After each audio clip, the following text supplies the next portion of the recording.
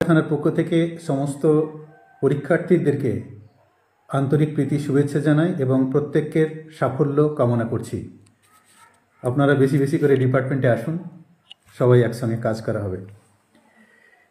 এই পরীক্ষা নিয়ে আপনাদের যারা ক্যান্ডিডেট আছেন তাদের কিছু ইনফরমেশান আমি দিয়ে রাখছি, যাতে করে আপনাদের পরীক্ষা কেন্দ্রে গিয়ে কোনো রকম সমস্যায় পড়তে না হয়।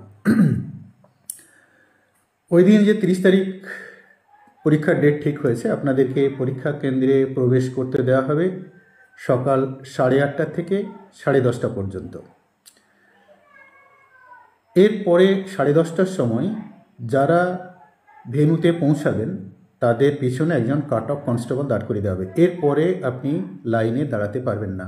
10:30টায় ঢোকা শেষ। ধরুন লাইন থেকে গেল ভোটের মতো, যেমন ভোটের লাইনে স্লিপ ইস্যু করে দেওয়া হয়, সেরকম আমাদের ওখানে কাট অফ কনস্টেবল দাঁড় করিয়ে দেওয়া হবে। এরপরে আর কেউ ওই লাইনে দাঁড়াতে পারবেন না। যদি হয়তো দেখা যাচ্ছে যে ঢুকতে চেকিংয়ে প্রবলেম, চেকিংটা খুব কঠিন আছে।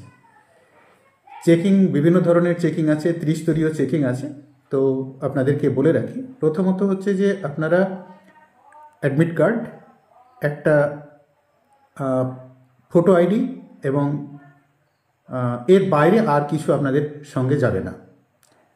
কোনো ব্যাগ, মোবাইল ফোন, ঘড়ি, পেন, বইপত্র, কাগজ, ক্যালকুলেটর, কোনো কিছুই আপনাদের সঙ্গে ভিতরে যাবে না। শুধুমাত্র অ্যাডমিট কার্ড এবং আপনার একটা আইডি, সেটা আধার আইডি হতে পারে, ফটো আইডি, এটির সঙ্গে যাবে। এরপরে আপনি গিয়ে লাইনে দাঁড়ালেন, লাইনে আপনাকে সমস্ত কিছু চেক করে ওখানে প্রত্যেকের ভিডিওগ্রাফি নেওয়া হবে যে কে ওই কেন্দ্রে প্রবেশ করছেন, এবং আপনার যে আইভিএস, আপনি যে অ্যাপ্লিকেশন করেছেন ওর মধ্যে আপনার ফটো দেওয়া আছে, সিগনেচার দেওয়া আছে, ওটা ভেরিফাই হবে। ওটা ভেরিফাই করার পরে ওখানে ফিস্কিং আছে, ডিআইবির অফিসাররা থাকবে, তারা আপনাকে ফিস্কিং করে পুরো চেক করবে। আপনার ডিক্লারেশনের পরেও তারা নিজেরা স্যাটিসফাইড আপনাকে ভিতরে ঢুকতে দেবে।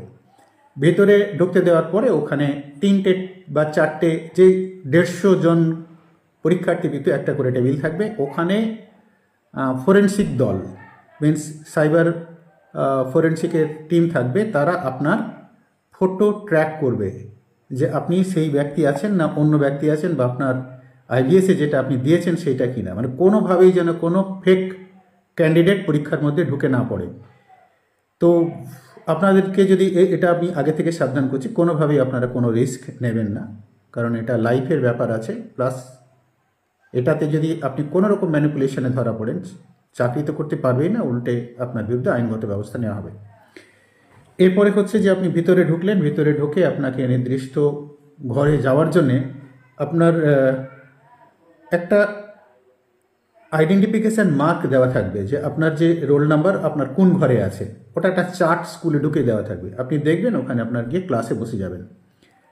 ক্লাসে বসে যাবে, যে টিচাররা আছে, টিচাররাও কিন্তু ওখানে কোনো মোবাইল ফোন বা কোনো কিছু স্কুলে ব্যবহার করতে পারবে না। তাদের জন্য আলাদা রুম থাকবে, লক রুম, সেই লক রুমে গার্ড থাকবে এবং তাদের যেমন সমস্ত বিলঙ্গিংস সেটাও লক অ্যান্ড কি থাকবে। এরপরে পরীক্ষা কেন্দ্রে আপনাদের ফার্দার ভিডিওগ্রাফি হবে এবং আপনাদের ফেস ট্র্যাক করা হবে, যে প্রত্যেকটা আপনার অফিসে আপনি যে পরীক্ষা দিচ্ছেন, আপনারা যাবে একজন ভিডিওগ্রাফার, প্রত্যেকে লাইন বাই লাইন জিগজ্যাগ পদ্ধতিতে আপনাদের ভিডিও করে নেবে।